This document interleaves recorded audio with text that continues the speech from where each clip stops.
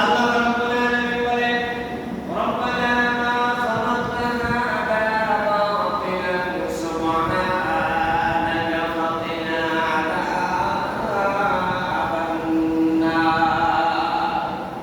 আল্লাহ রাব্বুল আলামিন বলেন হে পৃথিবীর মানুষেরা, এই পৃথিবীতে যা কিছু আছে কোনো কিছুই আমি খামখা সৃষ্টি করি নাই, বেহুদা কৃষ্ণই সৃষ্টি করি নাই। সুবহানাকা মুহাম্মদ সাল্লাল্লাহু আলাইহি ওয়াসাল্লাম, আপনি আপনার উম্মতের বলুন, আপনিও আমাদের পবিত্র এই বিষয়ে ঘোষণা দিন ফাতিনা আযাবান্না। আর আপনি বলুন আল্লাহ আমাদেরকে জাহান্নামের আযাব থেকে মুক্তি দাও। আল্লাহ রাব্বুল আলামিন সূরাতুল বাকারা 29 নম্বর আয়াত বলেন ওয়াল্লাযী খালাকালাকুম মা ফিল আরদি জামিআ।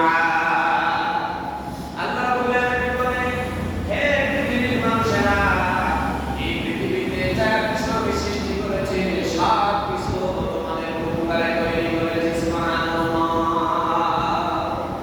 তাহলে সূরা আল ইমরানের 191 নম্বর আয়াতে বললেন ওয়া আমার বান্দারা, এই পৃথিবীতে আমি কোনো জিনিস খামখা বেহুদা নিষ্ফল সৃষ্টি করি নাই। আবার সূরা বাকারা 29 নম্বর আয়াতে আল্লাহ বললেন হে পৃথিবীর মানুষেরা, তোদের উপকারের জন্য আমি আল্লাহ সব কিছু সৃষ্টি করেছি। কার কথা?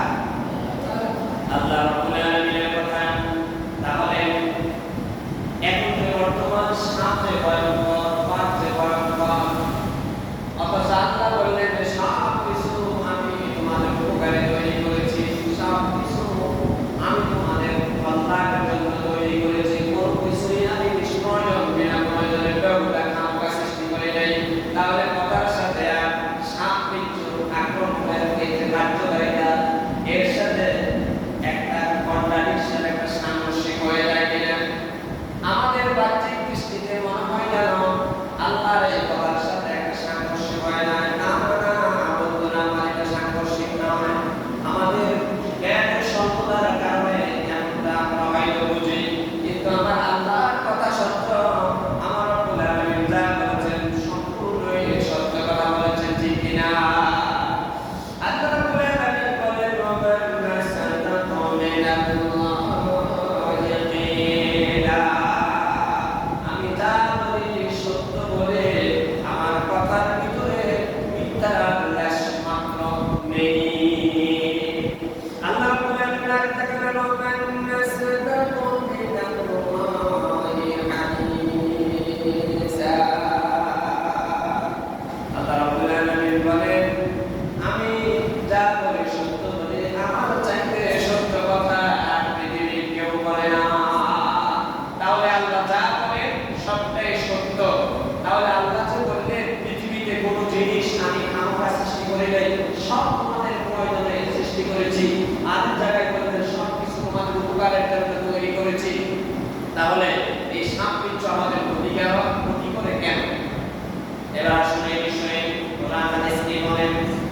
আল্লাহ রাব্বুল আলামিন বলেন আকাশে আমার বাহিনী আছে, জমিনে আমার বাহিনী আছে, সর্বত্রই আমার বাহিনী আছে। আছে কিনা? আল্লাহ রাব্বুল আলামিন বলেন মা ইয়ালামুনা রাব্বিকা ইল্লা আল্লাহ রাব্বুল আলামিন বলেন বাতাস আমার বাহিনী, হিংস্রতা আমার বাহিনী, চন্দ্র সূর্য সব কিছু আমার বাহিনী।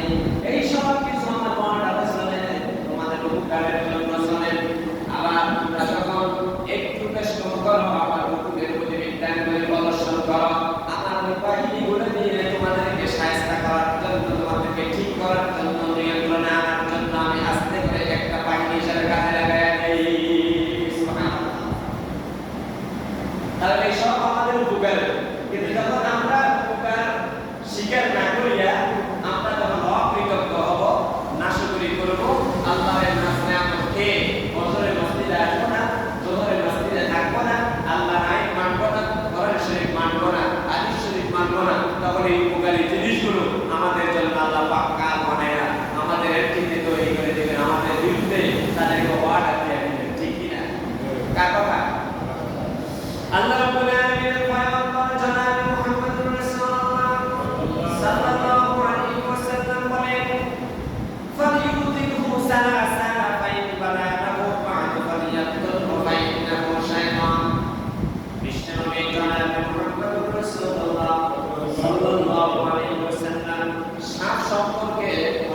হাদিস শরীফ বর্ণনা করেছেন। আমি আপনাদের সামনে যে হাদিস শরীফটি বর্ণনা করেছি তার অর্থ হচ্ছে বিশ্বনবী বলেন, তোমাদের কারো নজরে যদি কোনো সাপ দেখো, তোমাদের চোখের সামনে যদি কখনো সাপটা দেখো, তাকে তিনবার সতর্ক করে দিবা। এরপরে সে যদি চলে যায় তাহলে তাকে মাফ করে দিবা। যদি চলে না যায় আমাদের আক্রমণ করতে আসে বা দিয়া তোমরা তাকে হত্যা করবা। নিশ্চয়ই ওটা হলো ভয়ঙ্কর রূপ ধারণ করে একটা শয়তান।